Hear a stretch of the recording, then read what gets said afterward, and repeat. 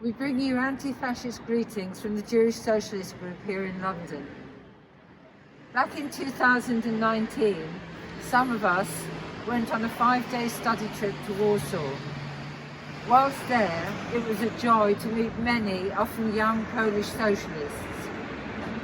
And it was an even greater joy on the last day of our trip to be able to march in solidarity with them at the alternative Warsaw Ghetto commemoration. As we walked with Jewish Socialist placards from our hotel to the start of the march, volunteers gave us the paper daffodils that we're all wearing here today.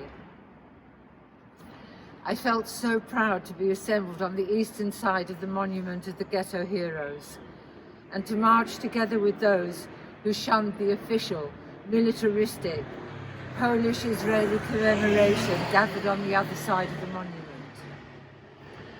The march itself was inspirational.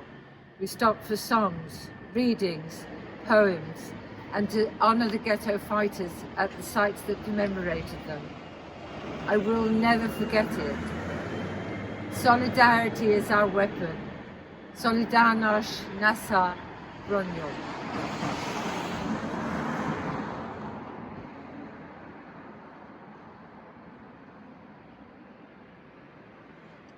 One of the earliest reports of the West Warsaw Ghetto uprising was in a 16-page pamphlet in Yiddish, published in London in 1944 by the Friends of the Jewish Workers' Bund in Poland. It is based on reports received through secret channels via the underground resistance. The report was written by Lucien Blit, a prominent member of the Polish Bund who escaped Nazi occupation and eventually reached London. His twin daughters were smuggled out of the Warsaw Ghetto a few weeks before the uprising. They survived, hidden by Catholic families, and are still alive, one in London, the other in New York. The pamphlet describes the first act of armed resistance in January 1943, when, after 3 days of fighting, the Nazis were forced to abandon their attempt to resume deportations. It then describes the uprising from the 19th of April in detail, and how during the first week of fighting, the Nazis had to retreat 5 times and were forced to bomb from the air rather than risk combat on the ground. A segment in Yiddish. Tag und Nacht beschossen dem Ghetto mit Artillerie. Vollständig verbrennt geworden die Gassen, Nowolipki, Nowolipje, Nalewki, Franziskaner, Kamelitska, Niska, Mila, Muranower Platz, Smocze, Gensche.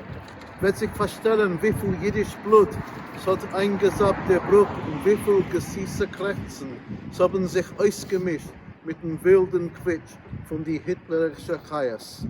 Day and night they pounded the ghetto with artillery, completely burning the streets. Nowolipki, Nowolipje, Nalewki, Franziskaner, Kamelitska, Niska, Mila, Muranower Platz, Smocze, Gensche.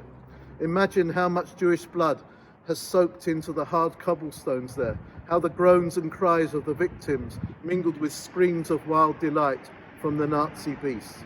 One account ends by paying tribute to 2 Bundists.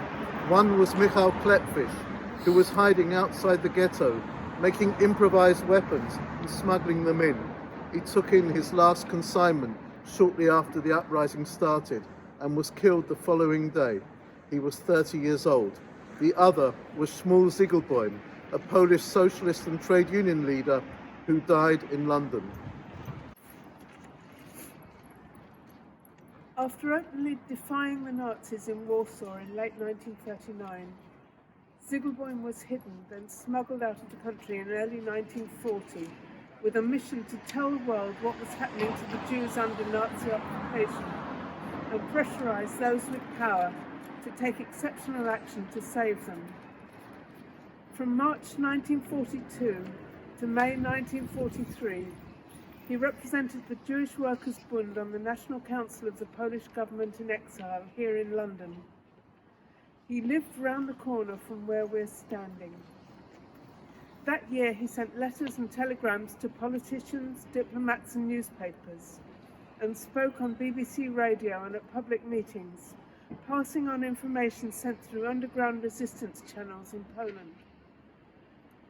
On the 19th of April 1943, as American and British leaders met at the Bermuda Conference, inside the Warsaw Ghetto, the uprising began. The Bermuda Conference failed to offer a plan to rescue and offer sanctuary to Polish Jews. On the 10th of May, Zygielbojm received news that the ghetto uprising had been finally crushed. The next day he planned his final protest.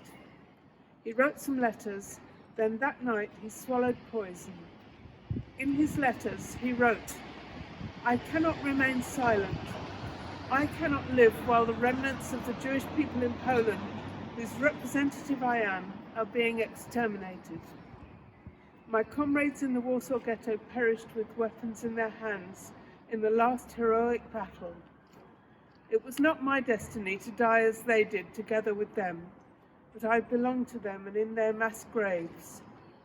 By my death, I wish to make the strongest possible protest against the passivity with which the world is looking on and permitting the extermination of the Jewish people."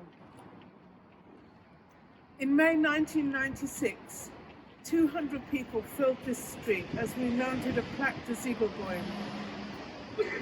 Koved sein Undenk. Honor his memory. We send love and solidarity to our friends in anti-racist and anti-fascist organizations in Warsaw today.